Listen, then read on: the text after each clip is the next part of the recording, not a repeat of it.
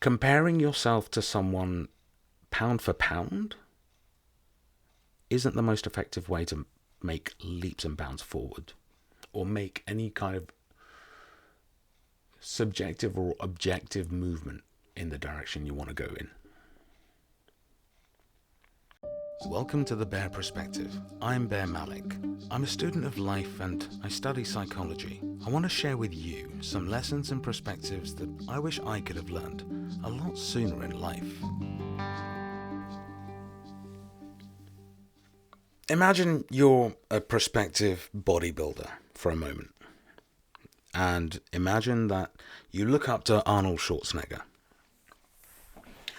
I'm sure there are more relevant bodybuilders nowadays, but imagine that's who you look up to, and that's who you're going to compare yourself to. Now, you could spend as much time in the gym, you could put in as much effort as you see him putting in, or you've watched old videos, you've watched old documentaries about how much work he puts in and his method and everything else. And you put in a solid 6 months, maybe a year's worth of work. But you notice you're not building out, or you're not filling out the way he is shaped. You're not putting on the muscle that you wanted to put on. You haven't got the strength that he has to be able to pull the weights that you want to pull, to be able to create the shape that you want to create on your body. And you slowly get defeated. You think, I can't achieve this. I can't get that Arnold Schwarzenegger body. And eventually you lose hope, you lose the motivation, you lose the interest in getting that shape. And then you give up. And there's another thing in your history that you tried to do and you failed, or you think you failed. You gave up and swept it under the rug, put away the weights, and they now gather dust. Let me give you another example. You see your neighbour's house. Your neighbour has, let's say, 6 kids. And it's a big, beautiful house. Massive front lawn. You peer over the back garden, you see a great big garden with a little jungle gym for the kids, a trampoline, and you see, okay, he's got like 7, 8 bedrooms. He's got lovely 2 cars. He's got 1 massive people carrier. And you compare it to your own house, where you've got 2 kids and you've got a modest 2-3 beds, and you've got a front lawn, you've got a back garden, but it doesn't have a massive jungle gym. It doesn't have a huge trampoline in it. You haven't got multiple bathrooms like your neighbour does. And you start feeling as if you're a failure. You're not achieving the same as your neighbour. You're not building your home like your neighbour has built. And then the same thing happens. You lose motivation, you lose the will to carry on and fight for something and to build what is yours. And then what do? Give up? Settle? Make do? Move away from the neighbour? Something along those lines? Now, in the Arnold Schwarzenegger example, there's so many factors as to why someone could fail at something like that. Athletics and going to the gym and having that gym mindset is its own niche to begin with. But you're not as big as Arnold Schwarzenegger. Perhaps you're bigger. You're not the same as his body. Your bones are not shaped the same way as his bones are shaped. You weren't raised with the same ethics or will to achieve what he wanted to achieve. There's so many differences down to the leverage within your own muscles to achieve the same kind of strength someone else is achieving. Now, from personal experience, it wasn't bodybuilding for me. It was strongman and powerlifting. And when I was growing up, there was Mariusz Pudzianowski, absolute legend when it comes to the strongman scene, let's say. He used to look amazing.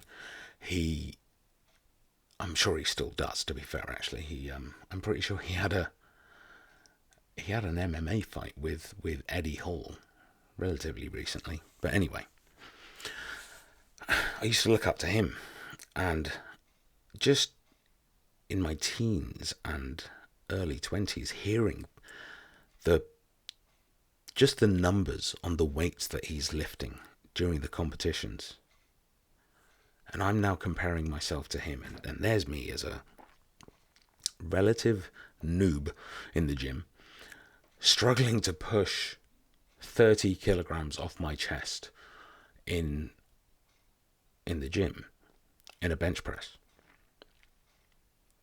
And then the reality hits me as to the unfathomable weight that he was benching compared to the struggle I was experiencing at 30 kilograms. And it wore me down. Even though I had my entire life in front of me, and I didn't really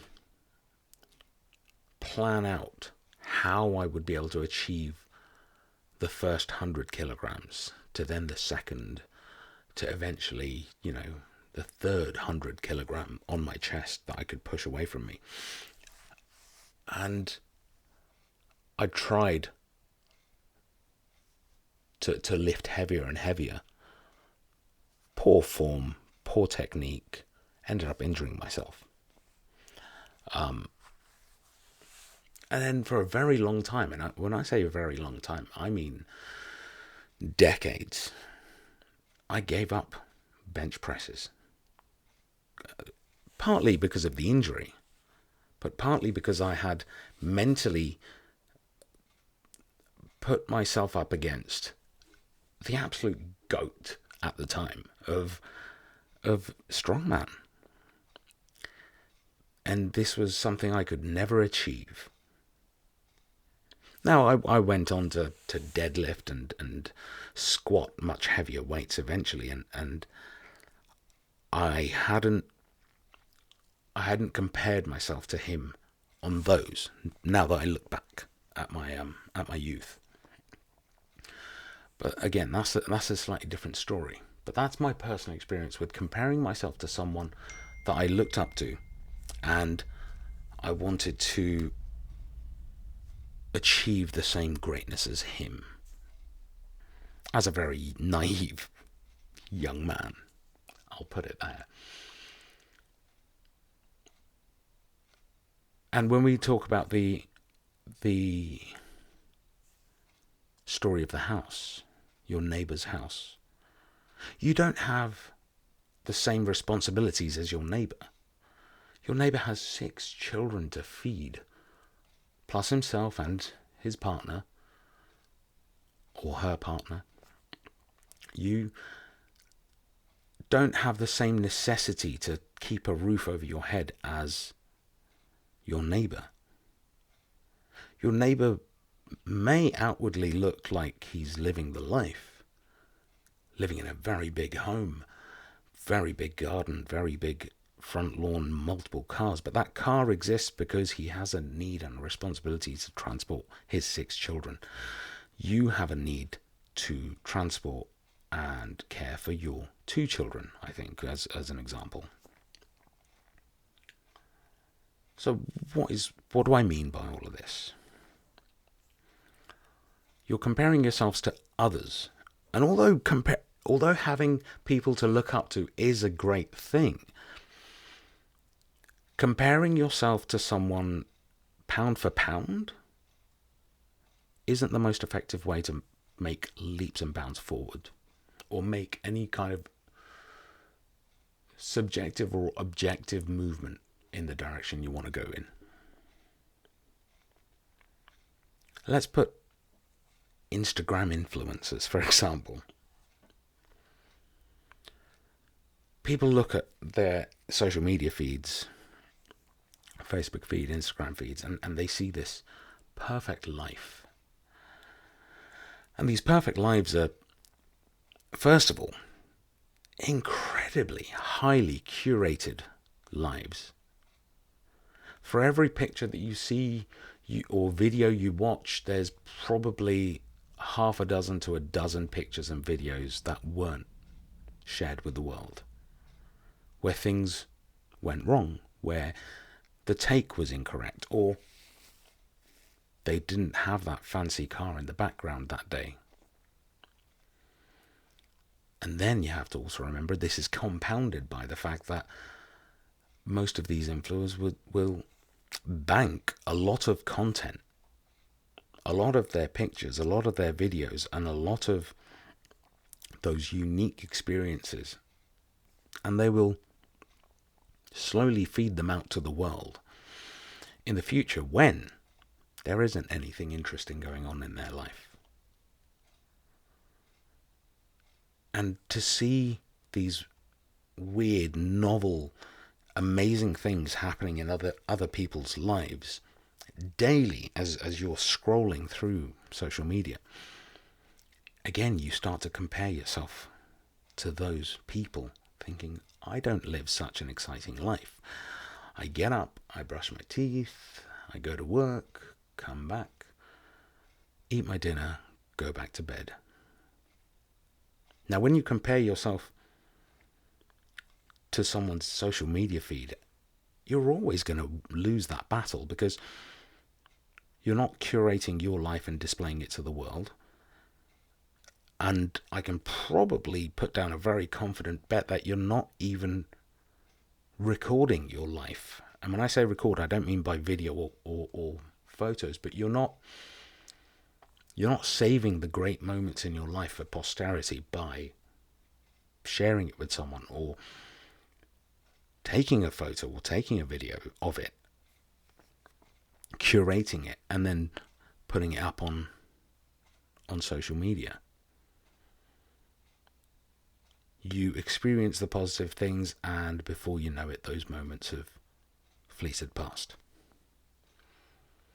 Now, I will say, influencers are incredibly good at saving those moments for posterity and sharing them at the most opportune time. They will share them when the most amount of people are online, as soon as they've arrived at work, or as soon as they've woken up, or when they've gone onto their lunch break. Influencers understand those algorithms on their social media feeds, and they know that Bob or Dave or Sarah or Jan is about to come online to look at social media or look at Instagram. I'm going to pop something up so it shows up on their feed. And what can I pop up? Oh, I did this incredibly cool thing in a Ferrari or a Lamborghini or something, and I'll share that. So it's designed to show you the best of the best. Highly curated life. But what you don't see is the struggles, the debt, the drama. Now, why would someone taint their perfect picture with any of that? They wouldn't. Nor would you. I would think so. So by comparing yourself to others, be it Arnold Schwarzenegger, Mariusz Pudzianowski as a strongman, to your neighbour, you're doing nothing but setting yourself up for failure. So then you're going to ask, who do I compare myself to? Who do I look up to? It's okay to look up to these people. Perhaps not idolize them, but it's okay to look up to them, because it gives you a direction that you want to strive for. Now, when it comes to comparing yourself, compare yourself to yourself. Again, I'm going to use a gym example, but I'm sure this works across different aspects of life. When you're first starting out at the gym, a common thing most people in the gym do is note down their achievements. And what I mean by that is, let's say you're going to do bicep curls or an exercise of some sort, and this time you managed to do 10 reps. You go back the following week and you read from your previous week's notes, okay, I lifted this much weight, let's say 10 kilograms, and I lifted it 10 times. Now I'm going to do it again, and I can improve. Now, you can either improve by increasing the weight, or you can increase the reps. You could lift more than 10 kilograms, or you could lift 10 kilograms way more times than 10 times. You go in and out of the gym every week, and you look at these notes that you've made for yourself, and before you know it, you see this progression that you've made in strength, in stamina, in endurance. When you first started, you would be a couch potato. You got up and you went for a 5-minute walk. Eventually that 5-minute walk became a 7-minute walk, then a 10-minute walk, then a 15-minute walk, and hey, you've been able to walk for half an hour after a few weeks. Then you go, okay, what distance am I covering in that hour? I wonder if I could jog or walk a little bit quicker maybe. That then gets better and improves into a jog. That jog becomes a run. And before you know it, you are doing a 5k run, raising money for charity somewhere. Now, if you had gotten up out of the couch and compared yourself to a marathon runner who runs 26 odd miles, I think it's 26, continuously, with perhaps 1 or 2 water breaks, and even those water breaks are just running past a person with a bottle of water and grabbing it off them, and that's it. You would, if you tried to run that marathon on day 1 after getting up off your couch, of course you'd give up. I would. So what does this teach us? First of all, it teaches us increments. You only grow as a person in small, unobservable, bite-sized chunks over time. Nothing comes to you overnight. Nothing comes easy. And secondly, if you're going to compare yourself to anyone, compare yourself to you. Compare yourself to who you were last week. Compare yourself to who you were yesterday. And ensure that you're progressing incrementally the next time you check in with yourself. Whether that's when you're going out for a run, whether you're going to the gym, whether you're observing your neighbour. It's good to see someone living an amazing life, and it's good to strive for something better, but use it as a general direction. Don't strive for what someone else has, because your life does not match theirs. It very rarely does. You don't have the same job, you don't have the same education, you don't have the same attitude, you don't even have the same personality types. So why would you compare yourself to someone else who doesn't match you pound for pound in every aspect of your life without expecting failure at the end?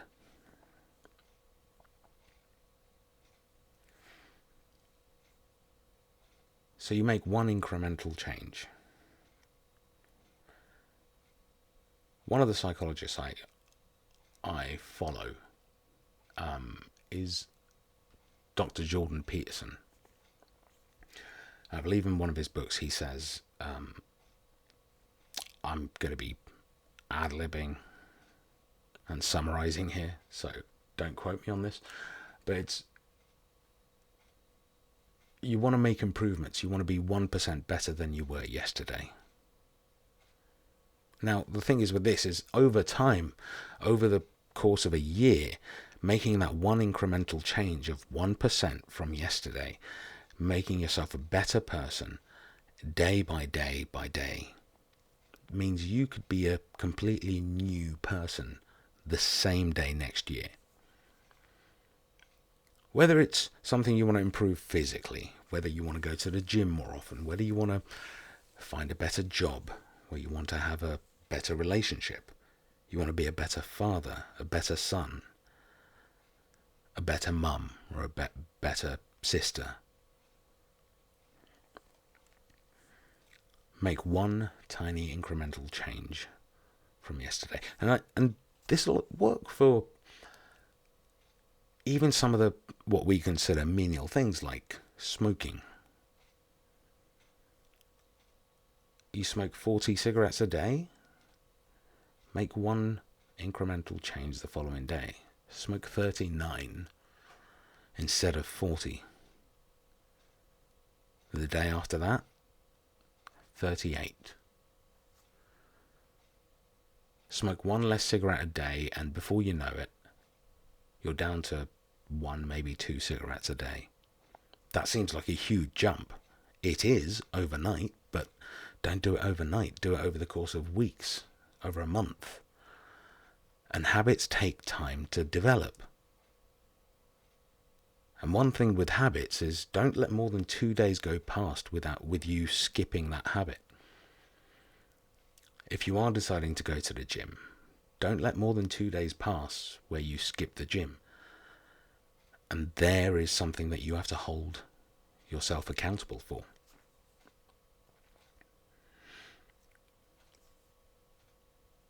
So I hope you enjoyed the first episode of The Bear Perspective.